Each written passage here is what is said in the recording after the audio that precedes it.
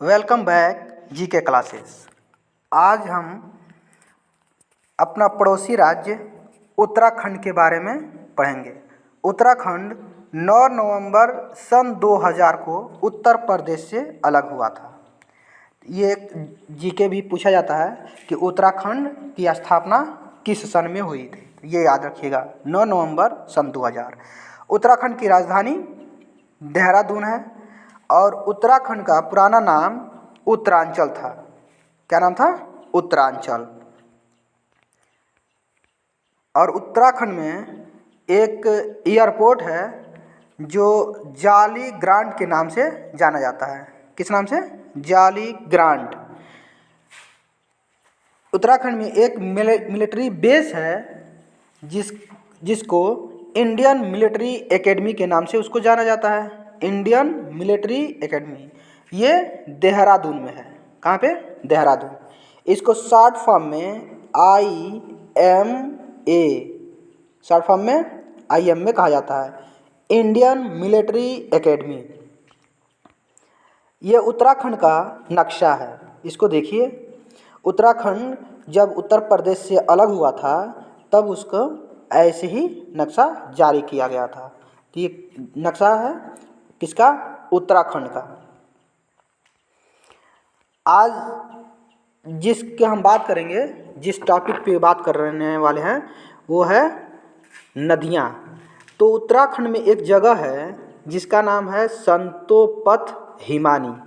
जैसे आप देख रहे हैं इस फिगर में, ये ऊपर वाला जो बर्फ़ का पहाड़ियाँ है, ये जो बर्फ़ जब पिघलता है ना, तो यहीं से नदियों का निर्माण होता है। तो बर्फ़ पिघल के दो नदियों का निर्माण होता है। एक है धौली गंगा। कौन नदी? धौली गंगा। और दूसरा विष्णु गंगा। अब आगे हम एक एक करके इनके बारे में समझेंगे कि ये नदियों का निर्माण कैसे होता है। अब हम इस चित्र के माध्यम से समझेंगे। जो ऊपर वाला हिस्सा है वो है संतोपथ। क्या नाम है? संतोपथ। वहाँ से दो नदियाँ निकली है, धौली गंगा, विष्णु गंगा। धौली गंगा, विष्णु गंगा। दोनों नदियाँ आपस में आके कहाँ मिलती है? विष्णु प्रयाग में।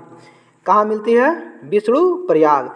तो ये भी क्वेश्चन पूछा जाता है कि धौली गंगा और विष्णु गंगा, ये दोनों नदियाँ किस जगह पे मिलती है? तो जगह का नाम है विष्णु प्रयाग।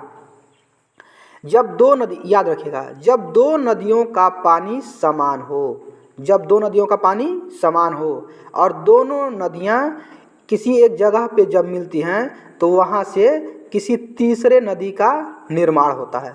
तो धौली गंगा और विष्णु गंगा दोनों आके कहाँ मिलती है? विष्णु प्रयाग पे। और वहीं से अलकनंदा का निर्माण होता है। किसका निर्माण होता है? अलकनंदा। अब अलकनंदा आगे चली, अलकनंदा आगे चली, नंदाकनी आकर मिली। जब अलकनंदा आगे बढ़ती है तो उसी में एक और नदी आके मिल जाती है जिसका नाम है नंदाकिनी।